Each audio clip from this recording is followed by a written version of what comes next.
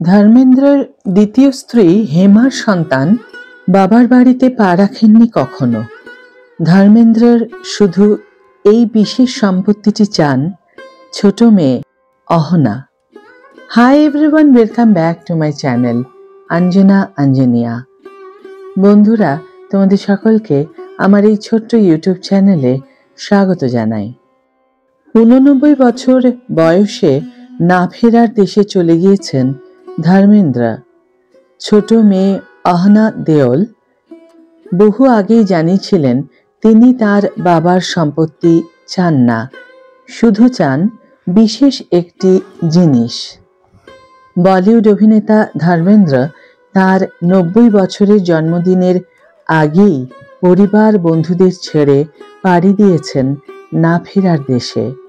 মুম্বাইতে নিজের পৈতৃক বাসভবনে শেষ নিঃশ্বাস ত্যাগ করেন বর্ষিয়ান অভিনেতা, যেখানে প্রবেশের অধিকার কোনোদিনই পাননি হেমা মালিনী ও তাঁর দুই মেয়ে ঈশা ও অহনা দেওল।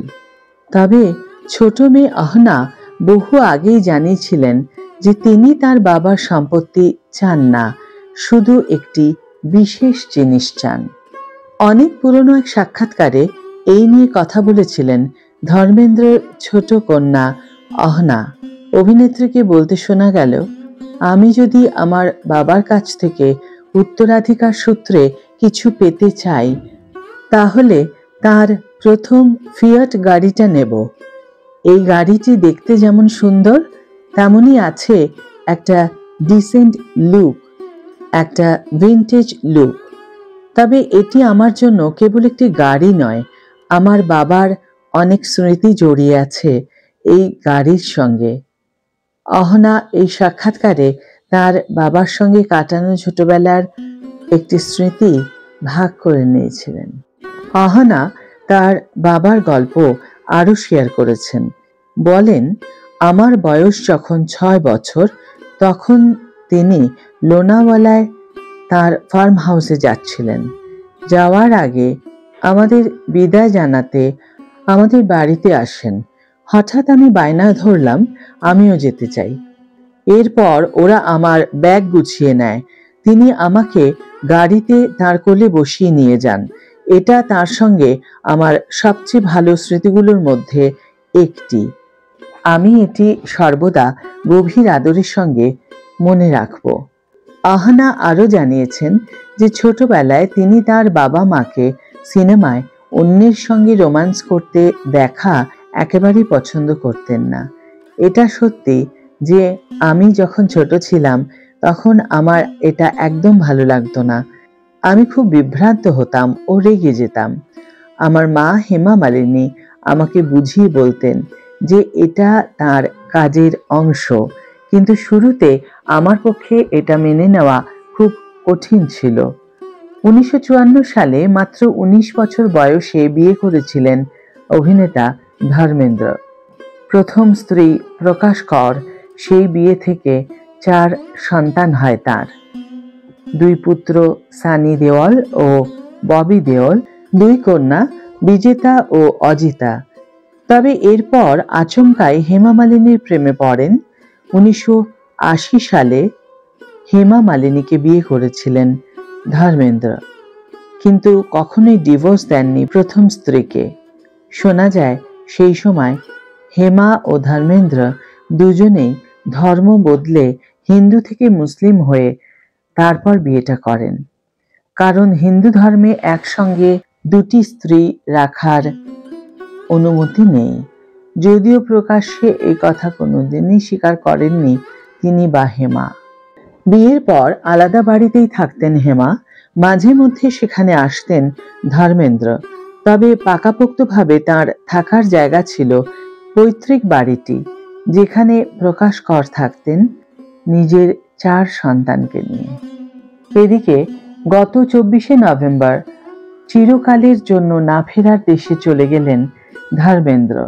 শেষ যাত্রায় ভক্তরা সামিল হতে না পারায় ক্ষুব্ধ হয়েছেন সকলেই, কিন্তু অবশেষে এইবার সোশ্যাল মিডিয়ায় একটি পোস্ট করলেন হেমা মালিনী। গত 24শে নভেম্বর চিরকালের জন্য না ফেরার দেশে চলে গেলেন ধর্মেন্দ্র। শেষ যাত্রায় ভক্তরা সামিল হতে না পারায় ক্ষুব্ধ হয়েছেন সকলেই, কিন্তু ধর্মেন্দ্রের মৃত্যুর পর থেকেই একেবারে চুপ ছিলেন দেওল পরিবারের সদস্যরা।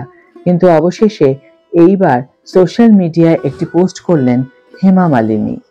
স্বামীর সঙ্গে ছবি পোস্ট করে তিনি লেখেন, আমার স্বামী আমার 2 সন্তানের বাবা, আমার বন্ধু, আমার পথপ্রদর্শক।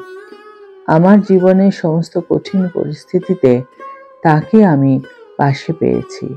আমার জীবনের সবটুকু জুড়ে শুধুই তিনি ছিলেন। তিনি সবসময়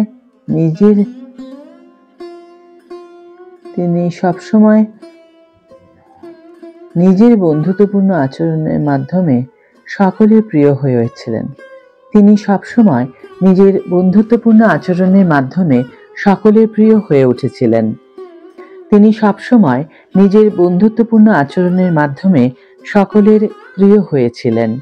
হেমা লেখেন, একজন অসাধারণ ব্যক্তিত্ব শুধু নয়, অসামান্য প্রতিভার অধিকারী ছিলেন তিনি। এত বড় একজন তারকা হয়েও তিনি সবসময় নম্র হয়ে থাকতেন, আর এটাই সকলের মনে জায়গা করে নিয়েছিল। চলচ্চিত্র জগতে ওর খ্যাতি চিরকাল থাকবে। অভিনেত্রী আরো লেখেন, আমার ব্যক্তিগত যে ক্ষতি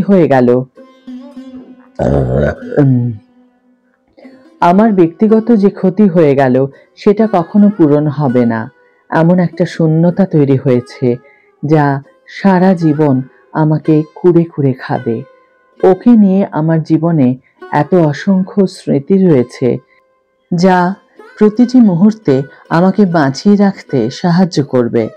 উল্লেখ্য, দেওল পরিবারের তরফ থেকে একটি পোস্ট করে জানানো হয়, বৃহস্পতিবার অর্থাৎ 27 নভেম্বর প্রয়াত অভিনেতার স্মরণ সভার সম্বন্ধে। প্রসঙ্গত, কিছুদিনের মধ্যেই মুক্তি পাবে ধর্মেন্দ্র অভিনীত ছবি 21। এই সিনেমায় একজন তরুণ সেনা চরিত্রে অভিনয় করতে দেখা যাবে অমিতাভ বচ্চনের নাতি অগস্ত্য নন্দাকে।